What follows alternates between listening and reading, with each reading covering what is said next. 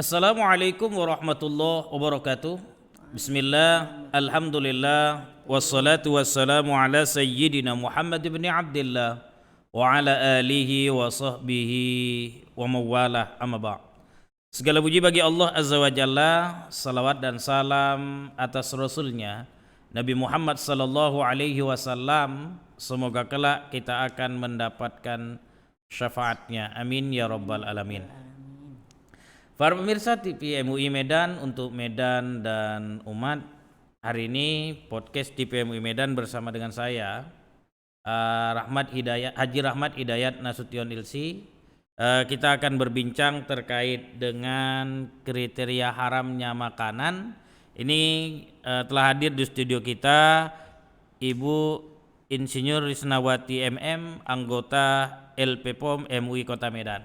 Baik, kita sapa terlebih dahulu Ibu Insinyur Risnawati MM. Assalamualaikum Bu. Ya, waalaikumsalam. Iya, sehat ya Bu ya. Alhamdulillah. Iya.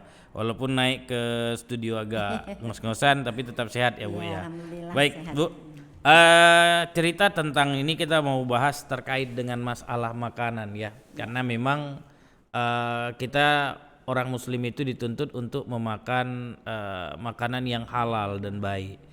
Yang bahkan berlebihan pun dilarang dalam agama kita ya, tidak boleh makan yang berlebihan. Nah, tentu saja kita juga pengen tahu gitu ya, selain makanan halal juga yang harus kita waspadai adalah makanan yang haram. Nah, pertanyaan saya ya untuk mengawali podcast kita ini, dalam Islam kira-kira apa yang menjadi penentu haramnya makanan, Bu? Ya, baik, terima kasih Pak Ustadz. Iya. Ya.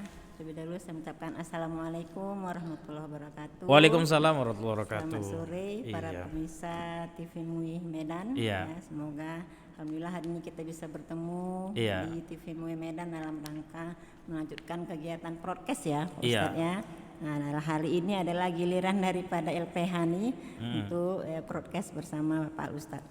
Terkait dengan masalah makanan haram ya Pak ya. Iya. Tadi sebagaimana Bapak katakan, kita itu kan harus mengetahui juga seperti apa sih makanan haram itu kan gitu kan. Nah, kita garis bawahi dulu nih Pak tentang haram ya. Haram itu kan sesuatu yang telah dilarang. Ya. Ya Pak ya. Ini larang yang tidak boleh dilakukan. Iya benar. Gitu. Nah, sesuai dengan Al-Qur'an surat Al-A'raf 157 ya. Nah, dikatakan ya kan dan menghalalkan ya untuk semua bagi mereka ya segala yang baik ya, dan mengharamkan bagi mereka segala yang buruk. Iya. Nah, dari situ kan kita sudah mengetahui bahwasanya haram itu sudah ada ditentukan di dalam Al-Qur'an dan As-Sunnah. Iya. Juga hadisnya gitu ya. Nah, terkait dengan itu juga bahwasanya dengan kita mengetahui makanan yang haram itu tentu juga itu merupakan perintah ataupun perintah dari Allah Subhanahu wa taala agar kita menjauhi makanan yang haram. Ya. Karena makanan yang haram juga berdampak kepada akhlak kita. Oh iya. Ya, berdampak kepada akhlak, berdampak kepada fisik, ya, berdampak kepada karakter juga. Jadi makanan itu tidak saja menuju kepada kesehatan, tetapi juga berdampak kepada kehidupan kita, berdampak kepada kepribadian, juga berdampak kepada karakter kita. Ya, sesuai dengan ini daripada Pak Al-Ghazali ya menyatakan bahwasanya ada beberapa karakter manusia itu ya, ada yang berkarakternya seperti syahwat saja ya kan, kemudian ada yang berkarakternya itu hanya untuk makan saja kan gitu kan. Nah, untuk ada yang berkarakternya sepertinya seperti sifat iri, dengki ya kan. Nah, kemudian juga ada yang mempunyai karakter itu seperti karakter setan gitu ya Pak ya. Artinya karakter setan itu selalu mengadakan permusuhan kan gitu. Nah, jadi hal inilah yang harus kita jaga agar kita tidak mengkonsumsi makanan yang haram. Iya. Itu Ya. kan gambarannya Ibu masih menceritakan ke kita terkait dengan bentuk umum ya, Iya. kriteria umum terkait dengan makanan haram. Nah kalau yang lebih spesifik atau bahasanya boleh dibilang kriteria khususnya ada nggak Bu? Ya, kalau kriteria khusus itu tentu yang pertama itu dikatakan bagaimana kita melihat jenisnya ya Pak ya. Ya kan? Jenisnya ataupun wujudnya. Iya. Ya, di Al-Qur'an kan sudah dijelaskan di surah Al-Baqarah 173. Iya. Ya, surah 173 itu dikatakan bahwasanya ada beberapa jenis yang diharamkan itu seperti bangkai, Iya. darah, gitu kan. Nah, babi, ya kan. Nah, itu Al-Baqarah 173. Nah, itu yang pertama untuk kriterianya. Tentu Iya. ada ya, Pak ya. Yang Iya. pertama ada tentang jenisnya. Yang kedua, tentu kita harus mengetahui terkait dengan bahan yang dikandung di dalam makanan bahan tersebut. yang dikandung, Bahan yang dikandung itu apakah itu nanti najis kan gitu Pak ya. Bahan-bahan yang harus kita mengetahui apakah najis ataupun nanti kotoran atau menjijikkan, itu kan juga merupakan kriteria tentang haramnya makanan. Ya, kalau sudah kita melihat itu mengetahui itu najis ataupun kotor, jijik, itu kan tentu tidak baik untuk kesehatan, ya kan. Nah, itu yang kedua. Iya. Nah, dan kemudian yang berikutnya tentu ya kita lihat dari segi kehalalannya, ya, dari segi kehalalannya, ya. Nah, kemudian kita lihat dari segi mudaratnya yang paling penting nih Pak. Mudaratnya ya. Iya, dari mudaratnya itu karena kalau di Al-Qur'an surah Al-Baqarah 195 dan An-Nisa 29 dikatakan gitu kan, janganlah kamu menginikan diri kamu itu dengan tanganmu sendiri, membinasakan diri dengan tanganmu sendiri, ya. Lebih baik kita itu berbuat yang lebih baik saja, karena Allah menyukai orang yang berbuat baik. Jadi kita juga dilarang untuk mencelakakan diri. Kalau kita sudah tahu itu mudarat, kenapa kita konsumsi? Karena tidak baik untuk diri kita, ya. Itu ada dasarnya surat Al-Baqarah 195 dan An-Nisa 29. Iya. Jadi kalau sudah tahu kita seperti itu, ya kita harus bisa menghindari yang haram-haram itu untuk dikonsumsi. Itu kan konteksnya dari sisi agama kita ya. Iya. Nah, bukan dari LPH ya, Lembaga Penjamin Halal, ya kan.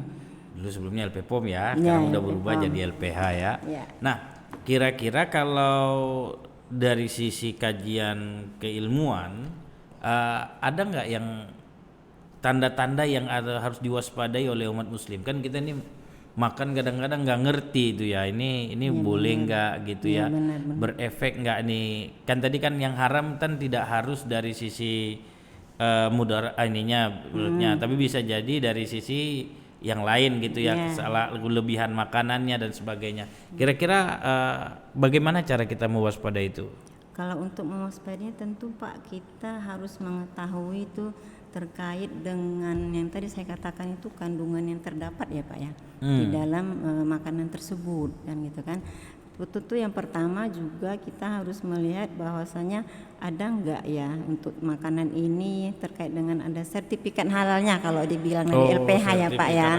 Sertifikat halal itu kan kalau di situ kan sudah dikaji semua itu Pak, dari segi bahannya, ya kriteria bahan semua sudah dikaji. Kemudian terkait dengan higienisnya Pak. Ya tadi kan higienisnya, terutama tentang tempatnya dulu nih Pak. Tempat itu kan juga harus higienis ya, tempatnya. Nah kemudian bahan-bahannya juga sudah memenuhi kriteria yang dikatakan halal. Jadi karena tempat itu juga bagian dari penentu makanan itu sehat gitu ya. Iya, makan harus sehat. Nah kalau terkait dengan penyembelihan juga Pak, itu kan juga yang menyembelihnya itu juga harus punya kriteria. Oh gitu ya. Iya, harus punya kriteria. Contohnya apa Bu? Contohnya mungkin yang pertama itu dewasa lah ya Pak ya. Oh iya. Ya. Kemudian yang kedua itu dia kan harus memiliki akal sehat. Akal sehat tentu Pak. Kemudian yang ketiga itu yang paling penting juga, dia harus memahami bagaimana ciri-ciri itu ya, cara penyembelihan yang sesuai syariah. Nah, karena ada kejadian ya Pak ya. Itu makanya diangkat itu kalau dari kita LPH itu ada namanya itu audit internal. Audit internal di dalam sebuah perusahaan. Nah dialah itu yang bertanggung jawab untuk bagaimana menyaksikan umpamanya penyembelihan ayam kan gitu kan, dia harus menyaksikan itu kan, dia sudah dikasih pelatihan nih Pak. Nah itu yang paling penting yang harus kita waspadai itu Pak. Oh, Nah, itu ya. jadi untuk audit internal ini memang harus benar-benar orang yang jujur lah kita katakan, jujur dan berani gitu ya, dan mempunyai pengetahuan terkait dengan penyembelihan, makanya dia diberi pelatihan-pelatihan gitu. Nah itulah yang harus kita waspadai sekali. Nah, terkait dengan sertifikat, kemudian terkait dengan kalau LPH ya Pak ya, kemudian kan ada BPOM ya Pak ya, Ya, badan BPOM itu kan bisa menjadi kriteria juga untuk bagaimana kita mewaspadai makanan yang haram tersebut, apakah ada sertifikatnya, kemudian tempatnya, karena kadang terkecoh ya Pak ya, mungkin di daerah mana tuh Brastagi atau mana kok tempat-tempat restoran gitu kan, rumah makan BPK, kita kirain bapak gitu kan. Kan selalu loh Pak itu kayak kalau saya bawa-bawa mahasiswa itu selalu juga mereka, loh itu rupanya ternyatanya bukan muslim ya Bu katanya gitu, ternyata BPK itu adalah kita babi panggang karo. Nah itu yang harus, yang pertama saya katakan waspada itu hati-hati, berhati-hati. Kita harus berhati-hati yang paling utama. Kemudian yang paling juga kita harus benar-benar apa saya katakannya Pak ya, kuat iman lah gitu Pak. Ya kuat iman kita dalam arti kita harus memahami mana sih yang makanan yang haram, mana yang halal gitu. Kriterianya kan dia sudah dikasih tahu ya Pak ya, sudah diberitahukan bagaimana kriterianya. Nah itu dia Pak, tempat. Dan kemudian kalau perlu juga Pak, kalau kita masuk ke dalam sebuah restoran, kalau kita melihat di luar itu belum ada sertifikat halalnya, saya pernah juga itu masuk ke dalam ini sebuah restoran, saya tidak melihat halalnya gitu. Langsung saja kita boleh bertanya Pak, maaf ya, itu saya pernah tanyakan tuh Pak, maaf ya Bapak Ibu, ini ada nggak ya halal, sertifikat halalnya? Saya tanyakan Pak, kemudian mereka halal ini Bu katanya kan, boleh ditunjukkan nggak, saya bilang sambil ini, oh ya Bu ada nih Bu katanya. Mereka menunjukkan Pak, saya rasa itu penting untuk kita, karena ini cerita waspada ya Pak ya, untuk kita mewaspadainya itu saya rasa itu penting untuk kita bisa menanyakan itu, ya kan. Nah mungkin penting juga untuk mewaspadainya ketika jajan mungkin di luar, kita bisa melihat dari apa namanya apa bungkusannya itu ya, terkait dengan ada nggak LP-POM-nya. Kemudian kan kalau LP-POM itu kan sudah harus ada kode ya Pak ya. Kadang-kadang kan bisa saya ditempel nih Pak, ditempel nggak ada kode. Kalau MUI Medan kan 00 sekian, pusat kan sekian. Nah itu harus diketahui juga. Nah artinya untuk mewaspadai itu juga kita perlu saya rasa untuk memberikan artinya penyuluhan, sosialisasi itulah Pak kepada ya terutama mungkin di keluarga dulu lah Pak. Nah apalagi orang LPH ini kan diri sendiri, kemudian keluarga, kemudian baru kita ke masyarakat. Maka itu sangat penting untuk dilakukan itu. Kalau kita berbicara mewaspadai ya Pak ya, mewaspadai itu kan hal-hal yang harus dilakukan itu diantaranya kita memberikan penyuluhan lah Pak, terutama kepada anak sekolah kan gitu kan ya. Alhamdulillah LPH sudah melakukannya di kantor kita ini. Iya. Itu Baik mungkin Bu, Pak Ustadz. yang terakhir nasihat Ibu buat para pemirsa TPMI Kota Medan terkait dengan makanan yang tadi dikatakan itu memberikan efek ya, baik itu untuk pribadinya, baik itu untuk akhlaknya dan juga lingkungan. Nasihat Ibu yang singkat buat para pemirsa TPMI Medan apa gitu? Ya kalau berbicara nasihat tentu hanya sekedar motivasi juga ya Pak ya, himbauan juga ya, bagaimana terkait dengan jajanan-jajanan itu selalu kalau saya katakan harus tetap ada pengawasan nih Pak. Pengawasan daripada inilah pemangku kepentingan yang mempunyai wewenang, karena kan selalu juga kita lihat Pak, etika produksi itu kan selalu sekarang ini sudah diabaikan. Ya kan, sudah diabaikan sehingga kadaluarsa pun tidak diperhatikan lagi. Ya jadi sehimbauan saya itu mari kita sama-sama memperhatikan itu ya, terkait dengan etik produksinya, kemudian kadaluarsanya, kemudian tentang sertifikat halalnya, itu yang penting saya sampaikan. Kemudian saya himbau untuk para kita semuanya peserta TV MUI Medan ya, bagaimana menyikapi tentang makanan yang haram ini. Nah, yang kedua mungkin perlu dari diri sendiri kita juga, keluarga kita himbau untuk selalu memperhatikan hal yang tadi itu Pak, yang kriteria haram, kemudian tentang mewaspadainya kan itu himbauan kami. Apalagi jajanan-jajanan ini Pak, anak sekolah itu kan, kemudian zat warna itu loh Pak. Zat warna itu kan mengandung ini ya Pak ya, kimia-kimia yang tidak baik untuk kesehatan kan gitu. Nah, itu himbauan kita. Jadi mungkin kita LPH juga berkewajiban untuk selalu melakukan sosialisasi, penyuluhan baik terhadap anak sekolah, dan juga mungkin ya kadang-kadang kita nih Pak, himbauan saya juga, munculkanlah kesadaran kita umat muslim ini ya untuk bagaimana selalu mengkonsumsi makanan yang halalan toiban, ya halalan toiban. Tentu ciri-cirinya sudah ada ya Pak ya. Kalau yang halal itu tentu ya berdampak kepada kita sendiri.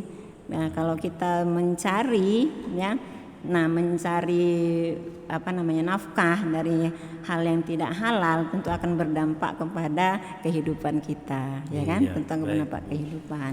Karena kita keterbatasan waktu, sebenarnya asik nih untuk menceritakan kita haramnya makanan.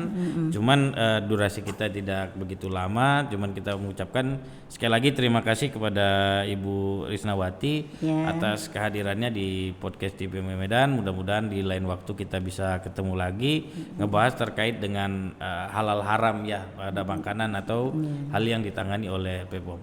Terima kasih sekali lagi Bu atas kehadirannya. Para pemirsa TPM Medan, itu tadi topik bahasan kita terkait dengan kriteria haramnya makanan bersama Ibu Insinyur Risnawati MM, anggota LPH ya, dulu LPPOM ya, LPH MUI Kota Medan. Baik para pemirsa, saya Rahmat Hidayat Nasution mohon undur diri. Terima kasih atas segala perhatian, mohon maaf atas segala kurangan. Assalamualaikum warahmatullahi wabarakatuh. Waalaikumsalam warahmatullahi wabarakatuh.